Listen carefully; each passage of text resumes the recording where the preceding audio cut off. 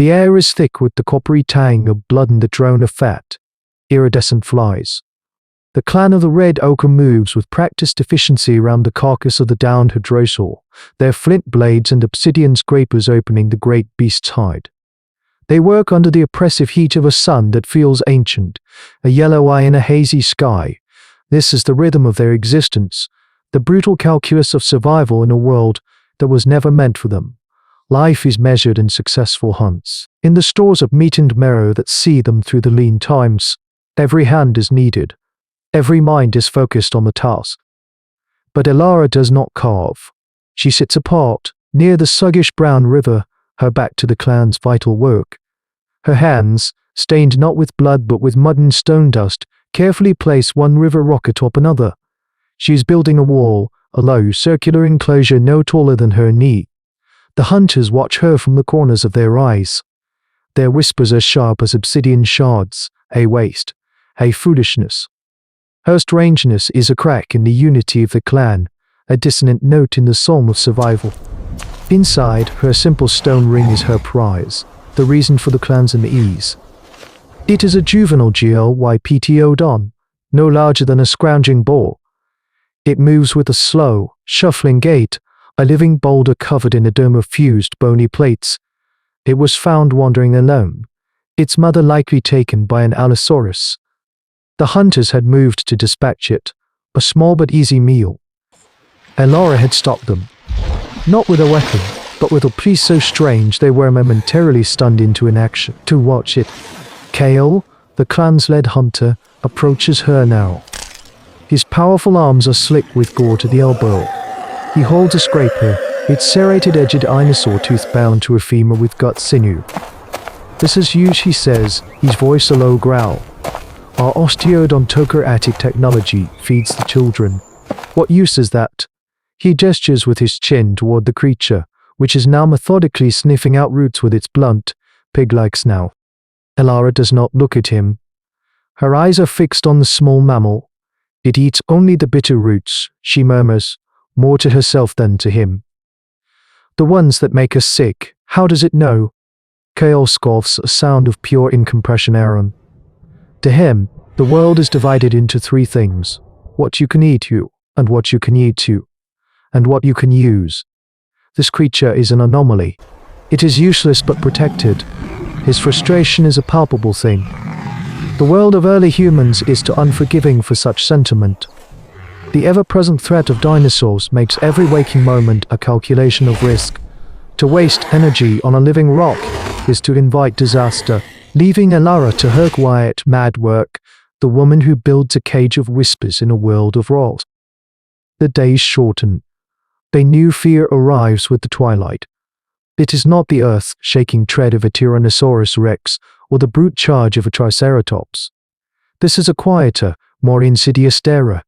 It begins as a series of sharp, avian clicks from the dense cycad forest that borders their hunting grounds. It is the sound of the velociraptor pack. They are feathered death, swift and intelligent. They move with a horrifying coordination that speaks to a mind far beyond that of the larger beasts. Their sickle claws, held aloft like a shaman's ritual knife, can disembowel a man in a single, leaping strike. These are not creatures of midday heat or midnight dark. They are a crepuscular menace, ghosts of the dawn and dusk. Their emergence coincides with the clan's most vulnerable moments, the departure of the morning hunt and the weary return in the fading light. A pair of young hunters, dragging a meager kill, are forced to abandon it and scramble up the rock face to the caves, the raptor's mocking chirps following them through the gloom. The pack does not devour the kill immediately. A statement of dominance. They are not just hungry, they are claiming this territory. They are studying the clan's movements, their defenses. This is an intelligence that mirrors their own, and it terrifies them. Kale's response is direct, born of a long line of human ancestors who met threats with spear and stone. He organizes the hunters into a defensive phalanx. They stand their ground, their heavy, fire-hardened spears braced against the earth. But it is useless. The raptors are a blur of motion. They do not charge blindly. They feint and flag, drawing the hunter's attention in one direction while another of the pack darts in from the side. A hunter named Owen receives a deep gash on his thigh for his bravery, a wound that weeps and smells of rot. The clan's strength is no match for the pack's cunning. Their old ways, the strategies that have sustained them through countless seasons of hominid history, are failing. Fear begins to eat at their resolve. The caves feel less like a fortress and more like a tomb. Through it all, Alora continues her strange work. The clan's fear is a distant hum to her focused curiosity. She has added a new resident to her growing menagerie, a small, shrew-like mammal with beady black eyes and a perpetually twitching nose. It is a skittish thing. She spends hours watching it, noting how it digs, how it eats, and most importantly, how it reacts to stress.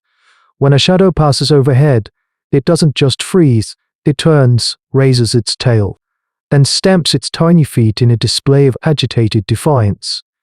Kale sees her, crouched over a rodent while his hunters bleed, and his face hardens into a mask of cold fury. The clan needs a solution, a weapon. Alora offers them only riddles. The whispers against her are no longer just suspicious. They are laced with anger. The shadow of the raptor falls not just on their path, but on her as well. The clan is starving. The raptor pack has become a siege engine, a living wall of teeth and claws that isolates them in their high caves. The hunters cannot leave, and the gatherers dare not venture beyond the scree slope. The stench of Owen's infected wound now permeates their shared space, a constant reminder of their failing strength and the enemy's effectiveness. Kale stands at the cave mouth, staring into the twilight where the pack will soon begin its patrol. His authority is eroding with every hungry stomach and fearful glance. He turns his gaze inward, and it settles on Alora. She is crouched by her enclosures, seemingly lost to their predicament. The clan's collective fear has finally curdled into blame. This is her fault, her distraction, her curse. As Kale takes a step toward her, his face a thundercloud of rage, a small drama unfolds at Alora's feet. The viper, sleek and venomous, slithers toward the enclosure of the shrew-like mammal. The small creature does not flee. Instead, it performs its agitated dance, stomping its feet before turning its rear to the snake and releasing a fine, oily spray. The effect is immediate. The viper convulses, jerking back as if struck by an invisible spear. It thrashes wildly for a moment before turning on, fleeing into the rocks. The scent hits Alora a second later, acrid, suffocating, a deep and profoundly offensive odor that claws at the back of the throat. And in that moment of revulsion, the idea sparks. It is not a thought, but a revelation. A weapon that does not cut or pierce. A shield made of stink. She rises and faces Kale, her eyes wide with a certainty that stops him in his tracks. Their noses are their spears. She says, her voice clear and strong, "We will break them." The clan gathers as she explains. She speaks of the shrew's defense, of the bitter roots the Glyptodon eats, of the stinking fungi that grow on decaying logs. She lays out the foundation of a new science, a form of behavioral ecology born in the crucible of desperation. She proposes they create a barrier of scent so foul, so potent, that the raptor's most acute sense will become their greatest vulnerability. It is a plan born of madness, but it is the only plan they have.